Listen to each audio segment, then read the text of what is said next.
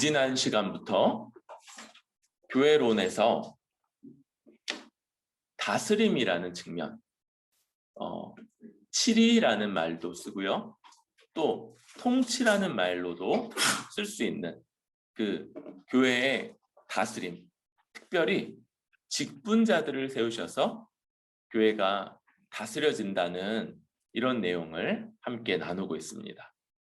그리고 지난 시간에 이어서 한 번 더 교회의 두 가지 사역, 말씀 사역과 구제 사역 가운데 말씀 사역을 감당하는 그런 장로, 다른 말로는 뭐가 있다고 그랬어요? 기억, 디귿, 감독, 감독, 이런 말로 쓰이고, 오늘날에는 목사와 장로로 구성되는 이 장로, 감독의 직분, 이것을 한 번 더 이야기하려고 합니다. 이 장로 또 목사, 오늘날 이제 대표적으로 장로의 역할이 이렇게 목사와 장로들인데, 이 역할의 특징이 뭐냐 할 때 디모데전서 5장 17절을 보면 잘 다스리는 장로들은 이렇게 말했어요. 그래서 장로 그러면 뭐 하는 거냐? 다스리는 거다. 교회의 용어로는 치리한다. 또 다른 용어로는 통치한다. 바로 이런 말로 쓸 수 있는 그 다스림이 이 장로의 역할인 거죠. 여러분, 지금 그러면 장로는 두 가지 사역을 맡는 거냐? 하나, 말씀 사역, 말씀을 가르치는 사역. 둘, 다스리는 사역이냐? 아니죠. 장로의 이 사역, 그럴 때 17절에 보면 잘 다스리는 장로들은 배나 존경할 자로 알되, 그러면서 말씀과 가르침에 수고하는 이들에게는 이렇게 말했어요. 그래서 이들 장로의 역할은 다스리는 것이고, 이 다스림의 방식이 뭐냐? 그럴 때 바로 말씀을 가르치는 것에 수고함으로써 이 다스림을 행한다라고 할 수 있는 거죠. 그러니까 지금 주일에 이렇게 말씀이 선포되고 있는 이 자리, 바로 이것이 또한 목사가, 또 장로가, 말씀 선포는 목사만 하죠. 목사가 온 교회에 머리 대신 예수님의 다스림을 베풀고 있는 그런 시간, 그런 자리라고 할 수 있는 거예요. 바로 하나님의 말씀을 가르침으로써 이 목사와 장로의 다스림이 온 교회 가운데 베풀어진다. 그래서 말씀 사역은 곧 통치 사역, 치리 사역이라고도 할 수 있는 거예요. 그런데 목사와 장로는 직분의 구분이 있게 되죠. 어떤 면의 구분입니까? 목사는 말씀을 직접적으로 온 교회에 선포하고 가르치는 역할을 맡게 돼요. 여기서 중요한 건 바로 온 교회라는 것입니다. 온 교회. 목사의 역할은 교회 전체, 한몸된 교회 전체가 같은 말씀 위에 설 수 있도록 온 교회를 대상으로 말씀을 선포하고 가르치는 역할을 감당하는 것이. 그러면 장로의 역할은 뭐냐? 장로님들도 동일하게 말씀 사역을 감당하는데, 장로님들은 어떻게 하냐면 목사에 의해서 온 교회에 선포된 말씀의 기초에서, 그것보다 앞설 수는 없죠. 목사님 대신해서 말씀을 선포하거나 목사님 전에 목사님이 안 가르친 부분들에 대해서 먼저 가르치는 것들은 장로의 역할이 아니고, 목사님이 이미 가르치고 선포한 내용의 기초에서 그것을 각 성도들이 그 말씀을 잘 순종하고 있는지, 혹시 순종하는 데 있어서 어떤 어려움이 있는지를 돌보고 살피고 그들을 권면하고 때로는 책망하고 또 각각이 이 말씀을 잘 이해하고 있는지를 살피는 이런 방식으로 같이 말씀 사역에 함께하는 것, 이것이 장로님의 사역이라고 할 수 있죠. 여러분, 이렇게 말할 때 이런 생각을 하는 것, 그런 생각을 하는 사람들이 여긴 없는데 있을 수도 있어요. 뭐냐면 나는 목사님이 아니고 나는 장로님도 아니니까 이 말씀은 나하고 아무 상관이 없네? 여러분, 이게 맞을까요? 틀릴까요? 이건 틀리는 거라고 했어요. 여러분, 목사와 장로는 하나의 직분이죠. 그런데 이 직분들은 그냥 직분만 있는 게 아니라 은사, 그러니까 직분자로 세워지지 않았지만 이런 비슷한 은사들과 관련된다고 그랬어요. 이 은사는 직분자가 아니라도 가질 수 있어요, 없어요? 있는 거예요. 다시 말하면 교회 안에 목사와 장로가 아닐지라도 어떤 면에서 모든 신자들은 목사만큼은 아니지만 부분적으로 가르치는 역할을 감당하는 사람들이고요. 또 부분적으로 다스리는 역할을 감당하는 사람들인 거예요. 다시 말하면 서로 심지어 시우시언이 가연이도 서로 말씀으로 가르치는 역할들을 하는 거예요. 물론 좀 조심해야 되죠. 서로 친구고 또 이렇게 한두 살 위고 아래고 이러니까 이런 다스림을 할 때 조심스럽게 그렇게 해야 되지만 서로 다 가르치는 거예요. 그러니까 이 얘기는 목사와 장로들에게만 주어지는 말씀이 아니라 이 모두가 은사를 받아서 가르치고 또 다스려야 되는 이런 모든 역할, 모든 일들 가운데서 우리가 염두해야 되는 부분이라고 할 수 있는 거죠.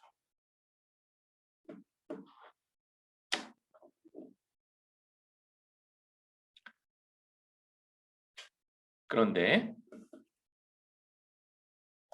여러분, 먼저 목사를 통해서 온 교회가 말씀으로 가르쳐줘야 된다. 그런데 여러분, 이게 되게 당연한 거잖아요. 그런데 실상은 한국 교회 안에서 이런 일들이 조금은 왜곡되게 나타났던 일들이 많은 것 같아요. 먼저 주일 말씀이 온 교회를 대상으로 하는 말씀이죠. 그러니까 가장 중요한 다스림이 베풀어지는 자리인데 오늘날 많은 교회들에서 어떤 식이냐면 이 모든 성도들이 와요.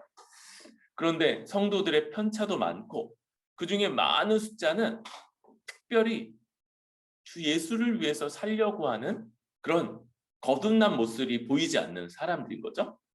그러니까 그런 사람들을 만족시키기 위한 말씀, 그런 사람들도 듣고 좋아라 할 수 있는 말씀. 그래서 여러분, 그런 이제 대표적인 그 잡지 그런 것들 있잖아요. 막 마음 따뜻한 사연들 이런 거 이렇게 모아져 있는 그런 이제 소책자 같은 거 요즘에 나오는지 모르겠는데 매달 나오는 그런 거. 그래서 그냥 에세이 같은 건데 읽으면 그냥 마음이 훈훈해지고 때로는 눈물도 한 방울 흐르고 또 어떨 때는 이렇게 어려운 사람도 있구나 그러면서 나는 괜찮지. 뭐 여러 가지 방식들로 마음을 따뜻하게 해주는 그런 책, 좋은 생각. 이런 수준의 주일 말씀에 그치는 면들이 많이 있었던 거예요. 그리고 어떻게 하냐면요. 목사님이 각 성도들에게 찾아가요. 신방. 그리고 말씀을 그 상황에 따라서 또 말씀을 전하고 말씀을 풀어내는 이런 일들을 하는 거예요. 여러분, 이것은 기본적으로 온 교회가 함께 같은 말씀 위에 서고 또 그 말씀으로 다스림 받는다, 통치받는다, 치리받는다고 하기에 이상하죠. 각 집에서 목사가 가르친 말씀은 반드시 뭡니까? 각 집에서 가르칠 수 있죠. 전체를 대상으로 가르친 말씀의 기초에서만 그 일들을 행해야 되는 거죠. 그러지 않으면 어떤 일이 벌어진다고요? 이 사람은 알고 저 사람은 모르는 이런 가르침의 편차, 믿음의 편차가 나타나고 이건 교회 안에 아주 큰 문제가 된다고 그랬어요. 그래서 목사는 온 교회를 말씀으로 가르치기에 힘써야 돼요. 또 이 말씀으로 가르친다는 건 뭐라고요? 다른 말로 하면 다스림, 통치. 제일 여러분들에게 익숙하지 않은 것 같아서 제가 아주 반복해서 말하고 있는 단어 치읓 리을, 치리라는 이런 말들로 대표되는 그건 거예요. 그래서 여러분, 다스림 받는 자리다. 주 앞에 말씀을 배우는 자리는 또한 다스림 받는 자리라는 걸 우리가 기억하고 염두하고 또 붙들어야 되는 것이죠. 바로 목사와 장로, 곧 장로가 행하는 이 다스림, 그것이 말씀으로 주어진다는 것. 그래서 주일 설교의 가장 큰 특징은 선포라는 특징이 있습니다. 요거는 뭐하고 이제 대조되는 개념이냐면 설득과 어떤 면에서 대조될 수 있어요. 분명히 선포 가운데 설득적인 요소들이 있어요. 여러분을 설득해가는 거예요. 그래서 근거를 제시하고 논리적 연결관계를 설명하고 여러 가지 내용들을 설명해주고 또 적용해주기 때문에 설득하고 그러는 방식이 있어요. 그러나 그것만 있는 게 아니에요. 근데도 충분히 이해가 되지 않고 충분히 동의가 되지 않을 때 먼저 해야 되는 것 선포기 때문에 순복하는 것이 먼저 요구되는 거예요. 만약에 주일 말씀이 설득이라면 그러면 설득되지 않으면 설득하는 그 말씀에 문제가 있겠죠. 그런데 그게 아니고 선포기 때문에 설득이라는 요소를 가지고 있지만 선포기 때문에 많이 이해도 되고 증명하니까 믿어도 지고 또 적용해 주니까 이것이 현실화 구체화도 되지만 다 그러지 않을지라도 그 말씀 앞에 순종하는 것, 바로 말씀을 듣는 것이 다스림 받는 거다, 통치받는 것이고 치리받는 거다라는 걸 우리가 잘 기억할 수 있어야 할 것 같습니다. 그럴 때 오늘 우리 베드로전서는 누가 쓴 편지일까요? 맞아요. 베드로가. 베드로 전이 아니고 베드로가 쓴 그런 서신이죠. 베드로가 이 말씀을 쓰면서 아주 그 어투가 굉장히 간곡하고 또 아주 친근한 그런 어투로 쓰고 있어요.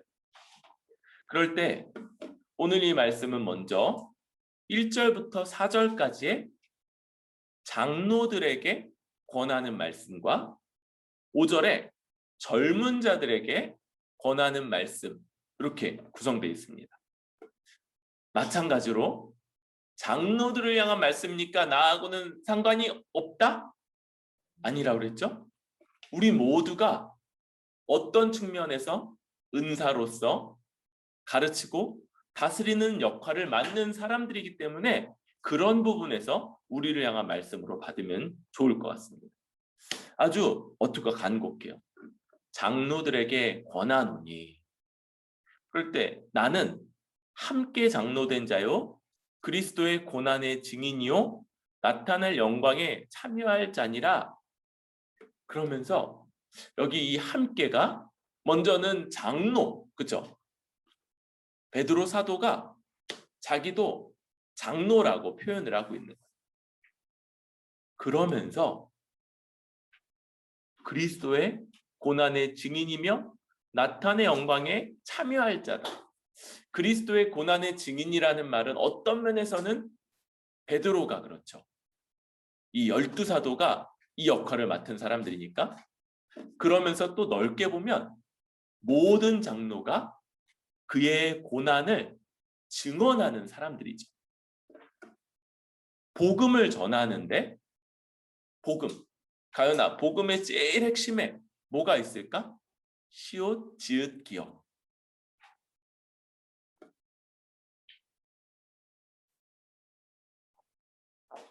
옆에 내 얼굴을 보면 안 써 있고 미안해, 다음번엔 써놓게. 옆에를 잘 봐봐. 옆에 빨간 입술을 잘 보면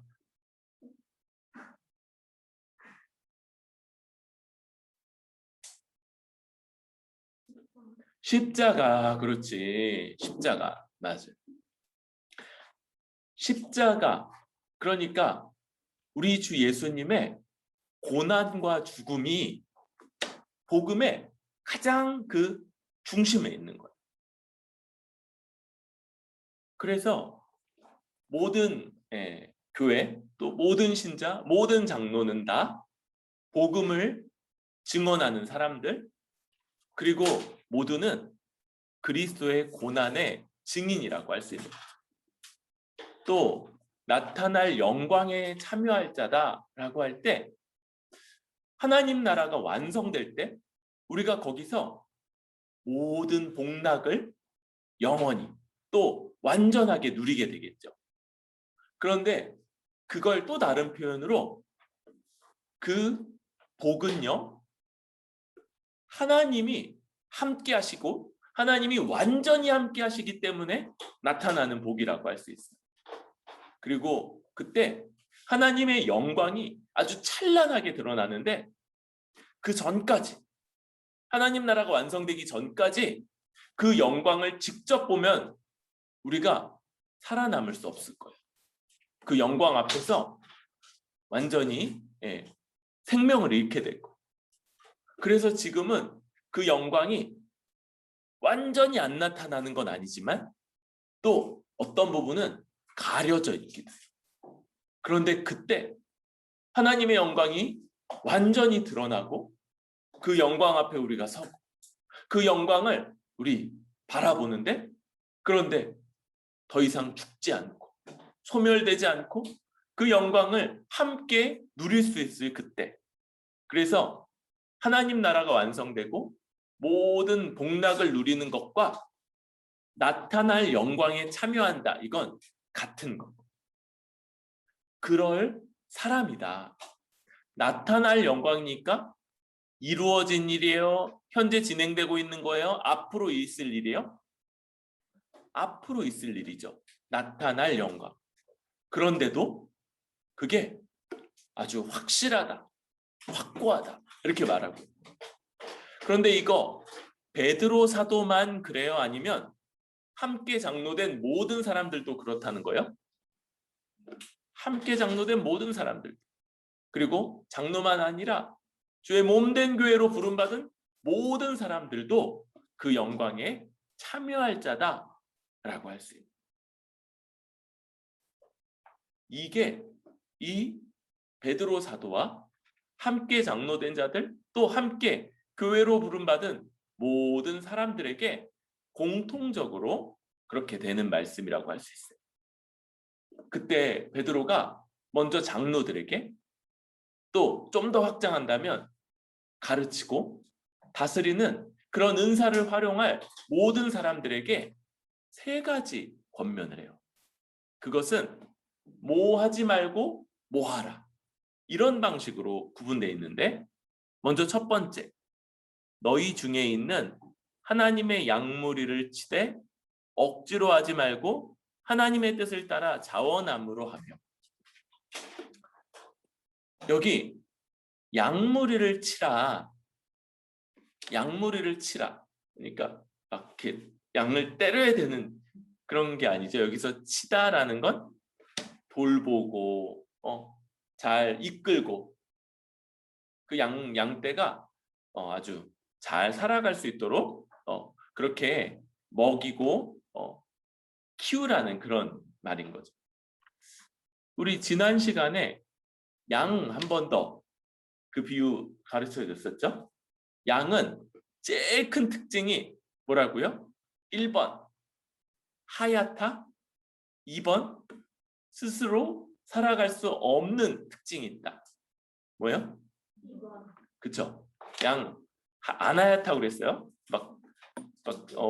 막 그래가지고 뭐 묻고 그래가지고 보통 막 회색이고 막 되게 더럽고 막 털 북실북실하니까 똥도 묻어있고 막 그러기 쉬워요. 그런데 얘는 누군가 돌봐주지 않으면 스스로 살아가기 어려운 그런 특징이 있죠. 그래서 반드시 양을 치는 자, 곧 목자가 필요한 존재인데, 하나님이 목자를 세우신다는 거예요. 목자. 그런데 그렇게 세우면 어떤 특징이 있냐면 수고스러운 거, 아주 힘든 거. 그래서 어떻게 하라고 그러냐면 억지로 하지 말고, 해야 되니까 너무 하기 싫은데 그렇게 하지 말고 자원함으로 그걸 원하고 자발적으로 그렇게 해서 행하라 라고 말합니다. 여러분, 말씀을 가르치고 또 말씀으로 다른 사람들을 다스릴 때 이 일은 마찬가지로 수고스러워요. 우리 지금 이제 주일학교가 시작되고 수미 또 주희 이렇게 주일학교를 섬기고 있는데, 뭐 수고스럽죠. 에너지가 많이 들고 또 그런 가르친다는 거, 또 돌본다는 거, 다스린다는 게 그런 특징이 있는 거. 그런데 여러분, 주께서 모든 신자, 모든 성도들에게 이런 역할을 맡기시는 거예요. 물론 가장 먼저 이제 저부터 시작해서 모든 성도들을, 다른 성도들을 가르치고 또 돌보는 자로 세울 때, 그렇다면 우리가 자원해서 기꺼이 헌신하고 또 수고하는 게 마땅하다 할 수 있겠죠. 두 번째로는 더러운 이득을 위하여 하지 말고 기꺼이 하며. 당시 이 성경이 쓰여질 때 문화가 어떠냐면요, 철학이, 그리스에 철학이 아주 유명하죠. 유명한 철학자들이 그리스에서 많이 나왔잖아요. 아는 사람 누구 있어요? 쉬워? 아리스토텔레스, 그쵸? 또 뭐 소크라테스, 플라톤, 또 뭐 소피스트 그룹들. 우리가 아는 그 오래된 그리스 사람들은 대부분 다 철학자들인 거예요. 그렇게 철학이 아주 유명해요.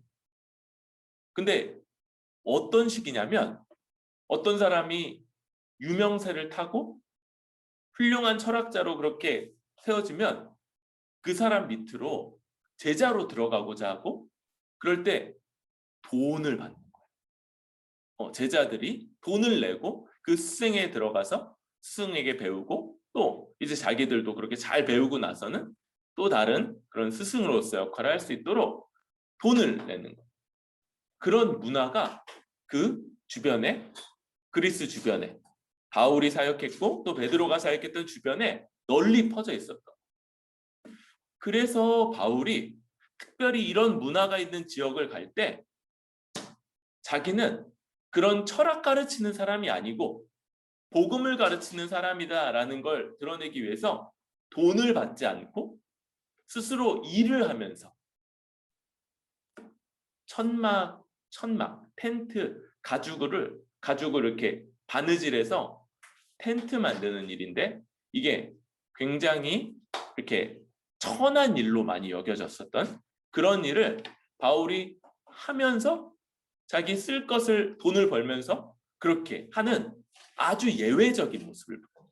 그건 예외예요. 그런 문화가 있었기 때문에. 그런데 베드로는 그렇게 일을 안 했어요. 베드로는 사역할 때 사역비 그런 사례를 받으면서 사역을 했어요. 또 바울이 예외인 거. 그런데 베드로 역시도 그런 사례를 받지만 그걸 위해서 그 이득을 위해서 일하지 말고 기꺼이 하라.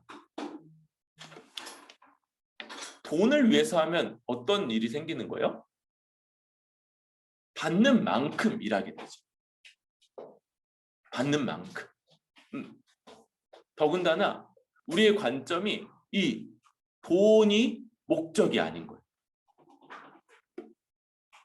살아야 되니까 생계를 유지하고 그러니까 필요한 것들을 받지만 그러나 이것을 위해서 살아가는 게 아니고 가르치는 게 아니고 자원하고 또 기꺼이 하니까 받는 거에 따라 하는 게 아니라 그거보다 더 많이 수고하고 더 많이 헌신할 수 있겠죠. 가르치는 사람들이 이제 디모데전서 말씀 좀 이따가 더 볼 텐데 거기에 소의 입에 망을 씌우지 말라는 말씀이 있어요. 바울이 다른 성경에서 이 구절, 이게 구약에 나오는 구약 율법에 나오는 계명인데 이 구절을 어떻게 해석을 하냐면 하나님이 소들 위해서 이 계명 정한 거 아니다. 사람을 위한 거다. 소의 입에 망을 씌우지 말라는 이것 무슨 원칙이냐면 수고하여 일하면 그 일한 것으로 자기가 먹고 살 수 있다는 그런 얘기다. 주의 몸된 교회를 위해서 수고하는 사람도 거기서부터 사례를 받고 그걸로 먹고 살 수 있게 하신 것 그게 하나님의 이 계명. 마치 겉으로는 하나님이 소를 되게 사랑하시는구나. 말이나 양보다는 하나님이 소파. 그래서 뭐 나중에 소고기 드실래요? 돼지고기 드실래요? 그러면 나는 소. 뭐 이렇게 소를 특별히 좋아하시는 분이 아니고 그거 사람 위해서 제정하신 계명이다. 이렇게 바울이 다른 성경에서 쓰고 있기도 해요. 그러니까 우리가 가르치는 사람으로서의 어떤 그런 저는 이제 목사로서 사례를 봤죠. 그런데 여러분들도 가르치는 사람으로서 합당한 존경과 또 가르친 사람들에게 감사를 받는 일들이 있으면 좋겠어요. 우리 시우시언이 가연이 주일학교 선생님들이 가르치실 때 당연히 가르쳐주는 거지 라고 생각하면 안 되고 어떤 마음을 먹어야 돼요? 기억, 시읒, 감사. 감사하는 마음.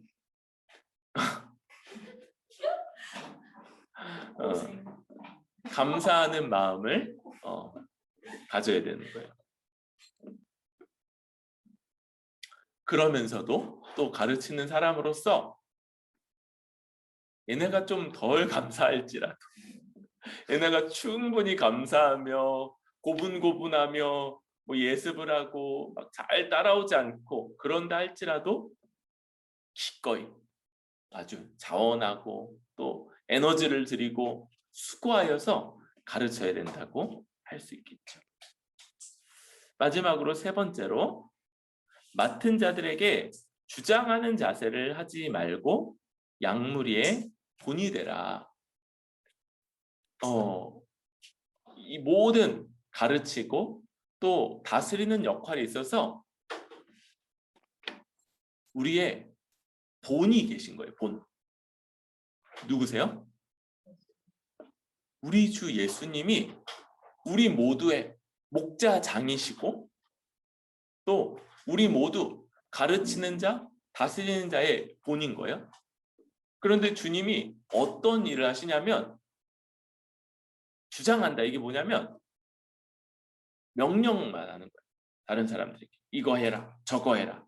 보통 우리 직장 상사가 하는 것 같죠. 직장 상사. 이 군대에서부터 이제 많이 벌어지는 일인데 상관이 이제 어려운 일이 딱 떨어지잖아요. 그럼 뭐예요? 자기 아랫사람한테 시키죠. 자기 아랫사람한테 그렇게 시키는 거. 어려운 일, 직장에서 똑같은 일이 벌어지죠. 어려운 일이 위에 떨어지면 자기 부하 직원을 찾죠. 누구로 와봐. 그래서 이렇게 찾는 거. 그런데 주님은 그런 방식으로 다스리시지 않고 자기가 다스릴 자들의 가장 그들의 짐, 바로 죄의 짐이었죠. 죄의 짐. 그걸 우리 주님이 스스로 감당하셔서 이 모든 것들을 치르시고 대가를 치르시고 그 짐을 주님이 짊어주시는 방식으로 행하시면서 그리고 뭐라고 그러시냐면 너희도 이와 같이 하라. 너희도 나같이 하라 이렇게 말씀하시는 거예요. 그래서 우리가 뭘 가르치고 시키고 행하도록 하는 데 있어서 우리는 가장 먼저 우리 스스로 그 말씀을 따르는 본이 되는 방식으로 그렇게 행하고 주장한다는 건 반대. 나는 안 하면서 다른 사람들만 시키는 방식으로 행하지 않는 것. 그럴 때 약속되는 바가 있죠. 우리 5장 4절 읽어볼까요? 베드로전서 5장 4절 시작. 그리하면 목자장이 나타내실 때 시들지 아니하는 영광의 관을 얻으리라. 여기도 목자장이라는 표현이 나오죠. 그러니까 목자장, 목자의 대표, 목자의 우두머리가 계시고 그분이 부르신 목자들이 있고요. 또 어떤 부분에서는 모든 신자들이 은사 사용의 차원에서 바로 이 목자장의 부름을 받은 목자들인데 그렇게 할 때 지금 이 세 가지 권면에서 하지 말라는 이 세 가지를 주의하고 또 그 반대로 행해야 되는 세 가지를 힘쓰고 자원하여서 할 때 목자장이 나타나실 때 우리 주님이 이 땅에 다시 오실 때 시들지 아니하는 영광의 관을 얻으리라. 여기 이 관, 그럴 때 고대 그리스의 올림픽, 지금의 올림픽은 우승하면 금메달을 주는데 그때는 뭘 줬다고요? 월계수관. 이 월계수 나뭇잎으로 만든 관을 씌워줬죠. 이건 값어치로는 별것 아닐지 모르지만 아주 영광스러운 그런 우승자임을 나타내는 그런 관이었죠. 바로 그것에 비유해서 주님이 우리에게 이 영광의 관을 씌워주신다. 진짜 주님이 그래서 하늘에서 영광스러운 월계수를 재배하셔서 지금 관 만들고 계시는 거예요. 간해수공업 막 이렇게 해가지고 막 야 오늘 할당량 500개 뭐 이렇게 해가지고 쫙 앉아가지고 그리고 이제 먼저 올라가신 성도들도 다 지금 그거 우리 씌워줄 관들 다 만들고 계시는 이거 아니죠. 이거 비유하는 거죠. 비유. 아까 얘기했던 것처럼 이 주님이 하나님이 가지신 영광, 주님이 누리실 영광에 우리도 함께 참여할 영광스러운 사람들이다라는 걸 지금 비유하는 그런 내용입니다. 주님이 그때 우리에게 하나님과 함께 누릴 모든 영광, 모든 복락을 허락하실 것을 말하는 그런 부분인 것이죠. 그러면서 5절에는 이제 젊은 자들 이렇게 나오고 있어요. 젊은 자들, 그러니까 시우시언이, 가연이 같은 그런 아이들만 대상으로 하는 게 아니라 지금 여기 젊은 자들은 뭐에 대조되는 개념이에요? 장로. 장로가 비교적 나이가 많은 분들이라고 그랬죠. 이 장로가 근데 이게 상대적인 개념인 거예요.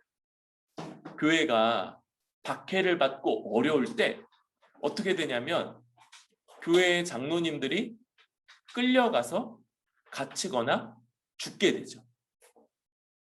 그러면 교회는 이제 장로가 없는 상태로 있어요? 아니에요. 그 다음 사람들이 또 장로 역할을 맡는 거예요. 그래서 교회가 많이 어려울 시기에는 20대의 장로들 막 이런 분들도 세워졌다고 해요. 지금 이제 우리 시우시언이는 아직 20대가 안 됐지만 나머지는 다 장로이면서 또 동시에 젊은 자이기도 한 거죠. 젊은 자. 그럴 때 젊은 자들, 바로 장로들의 다스림을 받아야 되는 사람들에게 이와 같이 이렇게 말합니다. 그러니까 앞에 이런 내용들이 장로들만 아니라 젊은 자들에게도 똑같이 다 반영이 되는 거예요. 그러면서 장로들에게 순종하고 다 서로 겸손으로 허리를 동이라. 장로들에게는 순종하고요. 또 서로도 겸손하게 허리를 동이라. 허리에 허리띠를 묶죠. 허리띠. 당시의 복장이 이렇게 부하게 퍼지는 거여서 무슨 일을 하려면 그런 옷을 벗든지 아니면 묶어야 되는데 이렇게 일하기 위해서 묶는 거예요. 근데 이렇게 묶는 건 그 당시 문화로 누가 했냐면 종이 했던 일이에요. 종이. 그러니까 서로 겸손으로 허리를 동이라는 건 서로에게 뭐가 되라? 종이 되라. 서로에게 맞추고 먼저 다른 사람들을 섬기라라고 말씀하고 있는 거죠.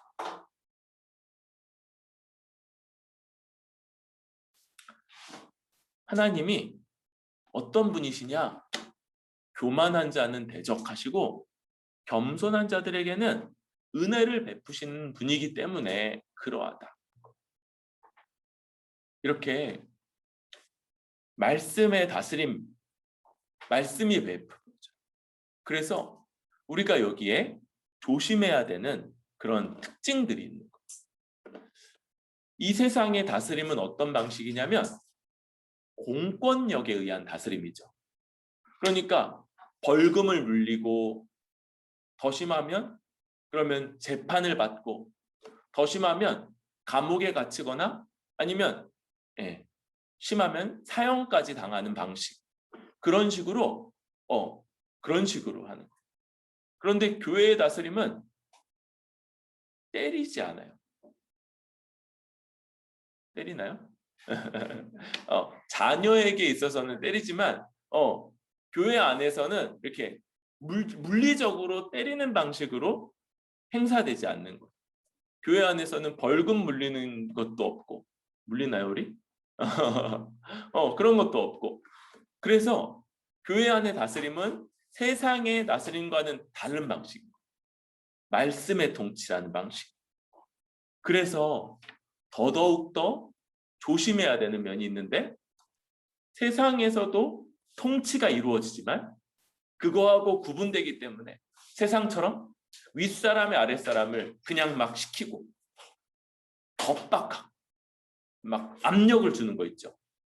너 안 하면 앞으로 어떻게 될 텐데, 너 진급하지 못할 텐데, 뭐 이런 식으로 위협하거나 그런 방식이 아니고 본이 되고 자원하고 기꺼이 하는 그런 방식으로 다스리고, 또 받는 자도 순종하고, 그리고 서로도 겸손하게 먼저 종이 되는 방식으로 행하는 것, 이게 말씀의 다스림을 받는 자의 가져야 될 모습, 특징이라고 할 수 있어요. 그럴 때 디모데 전서 5장으로 한번 가보도록 합시다. 디모데 전서 5장 17절에는 먼저 장로의 역할이 다스리는 것이고 곧 말씀을 가르치는 것이다 라고 말씀드렸어요. 그런데 그런 장로를 교회가 어떻게 대해야 할 것인가도 말하죠. 여기 공경하라, 존경할 자로 알되 이렇게 말하죠. 17절. 이 존경하다가 티마오라는 단어라고 했어요. 티마오. 그리고 이 단어는 어디에도 쓰였냐면 5장 3절에 참가부인 과부를 존대하라 라고 할 때도 같은 어원의 단어, 티마오라는 어원의 단어가 쓰인다고 말씀드렸어요. 이 티마오는 원래는 어떤 뜻이냐면 물건에 합당한 값을 내는 거였어요. 값을. 그래서 뭐 예를 들면 우리 점심으로 먹게 되는 도시락이면 5,000원. 근데 아주 고급 레스토랑에 가면 5만 원도 낼 수 있죠. 이런 맞는 값을 치는 거. 근데 좋은 것에는 많은 값을 치르게 되죠.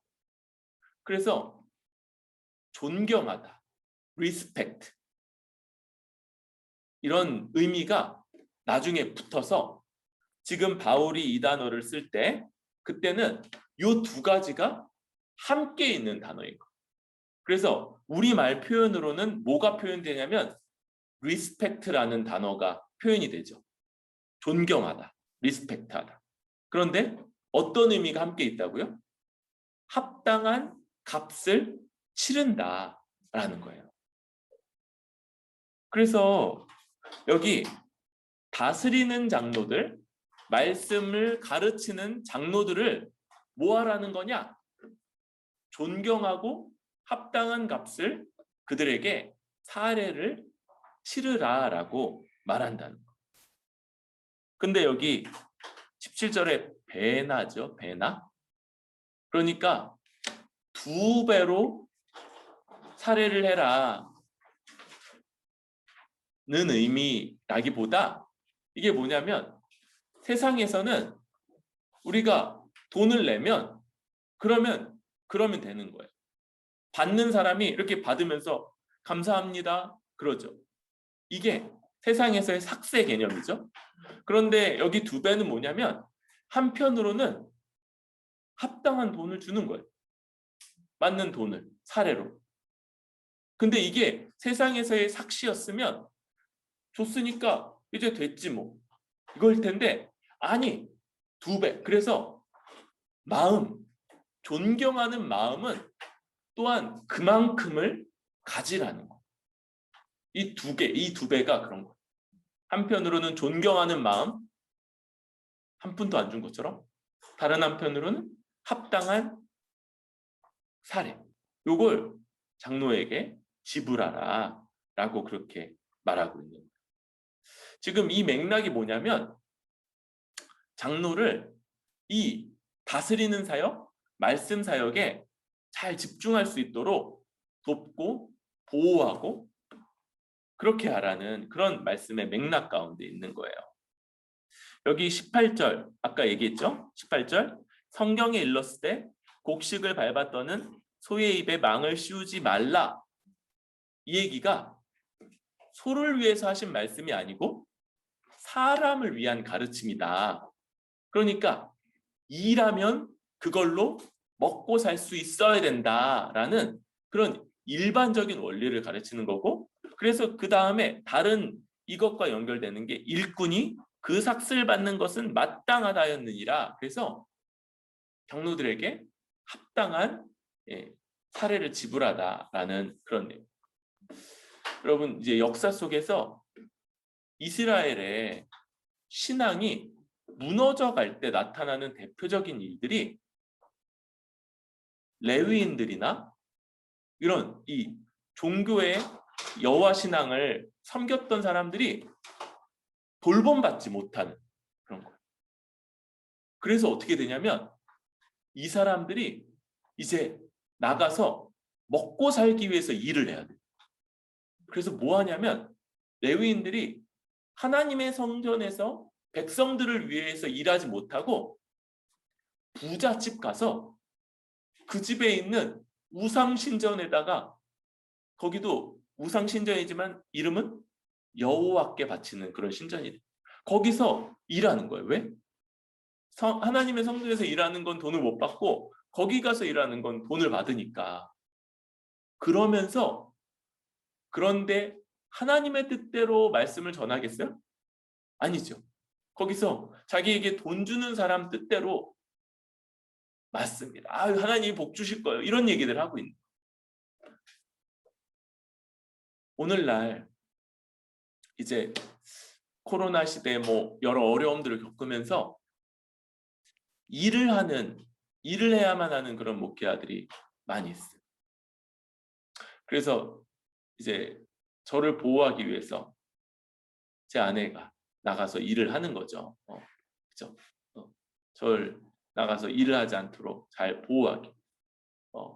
교회도 사례를 지금 잘 주고 계시는데, 이렇게 잘 사례를 통해서 이 일에 전념할 수 있도록 우리 교회의 사명, 그래서 성경적 교회를 이루는 것, 또 지역 교회들을 섬기는 것, 성경적 목회를 세우는 것, 이 일에 제가 최선을 다할 수 있도록 그렇게 잘 도와주실 수 있기를 바랍니다. 그러면서 또 한 가지는 19절, 장로에 대한 고발은 두세 증인이 없으면 받지 말 것이요. 여러분, 근데 한번 생각해 보세요. 원래 구약율법에 장로 아니고 그냥 일반적인 사람도 몇 명이 있어야 돼요? 두세 증인이 고발해야지만 그걸 받는 거죠. 근데 여기 이렇게 쓰는 것, 이건요, 그거보다 더 뭔가 더 큰 게 있는 거죠. 두세 증인이 고발할 수 없는 사안에 대해서 장로에게 이런 것으로 인해서 그런 얘기들이 아예 나오지 않도록 교회가 잘 돌봐야 돼요. 이게 무슨 얘기냐면, 먼저 장로는 기본적으로 가르침을 통해서 다스리는 사람들이죠. 여기에는 뭐가 있는 거냐면 우리의 생각, 우리의 뜻과는 충돌하는 부분들이 있다는 거예요. 그러면서 동시에 장로는 역시 부족한 사람 중에 한 명인 거예요.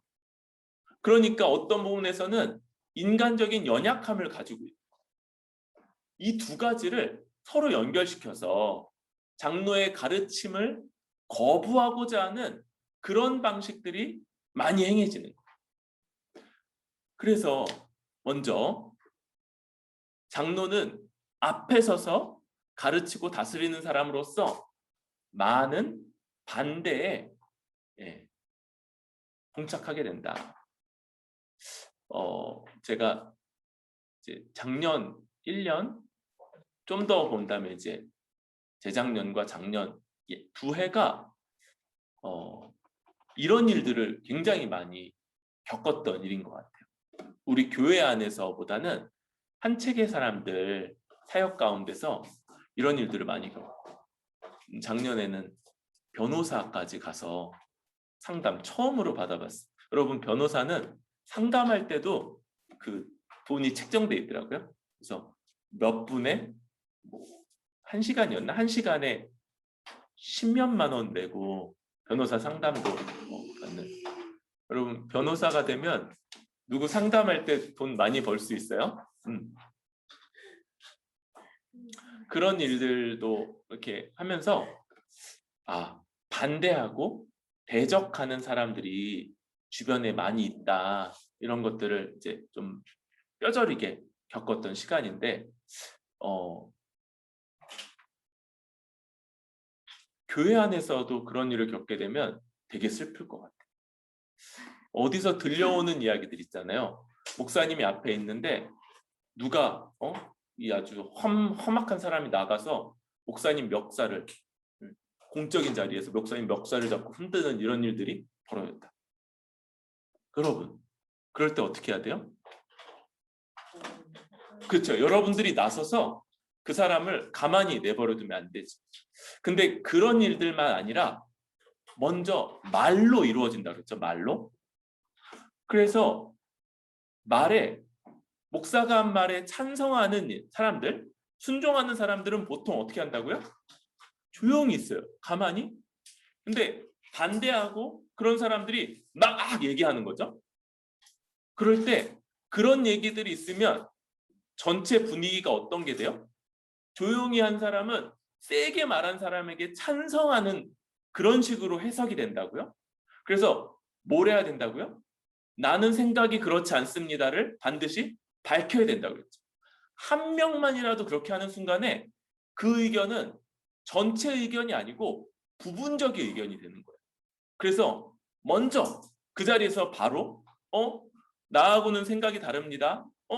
나는 그렇게 생각하지 않는데요. 나는 목사님 말씀에 순종해야 된다고 생각합니다. 나는 목사님 말씀이 맞다고 생각합니다. 나는 목사님 말씀을 따르겠습니다. 이런 것들을 그 즉각적으로 표현을 해야 되는 거예요.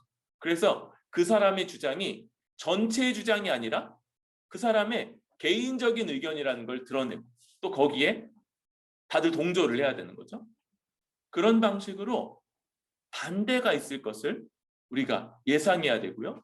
이런 것들에서 목사가 하나님의 대리통치자로서의 뜻을 잘 통치자로서의 이 통치를 시행할 수 있도록 도와주고 또 보호해야 된다. 그런 의미에서 반대하는 사람, 그런 사람들이 나타났을 때 다른 보통의 증인들이 행하는 것처럼 더 철저하게 보호해야 되는데요. 왜 그러냐면 뒤에서 말하는 걸로, 뒤에서 나는 누가 어떻게 하는 거 봤어. 아니, 누가 어떻게 했다고, 누가 그러던데, 이런 말만으로도 앞에 가르치는 사람의 권위를 아주 현저하게 떨어뜨릴 수 있는 거예요.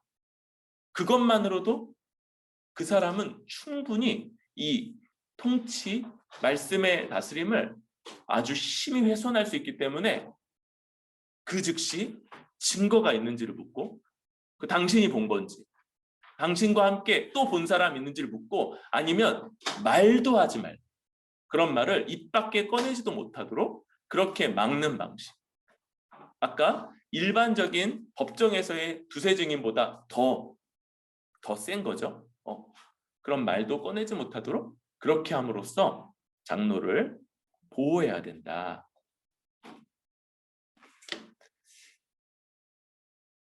여러분, 우리가 아주 독특한 공동체인 거예요.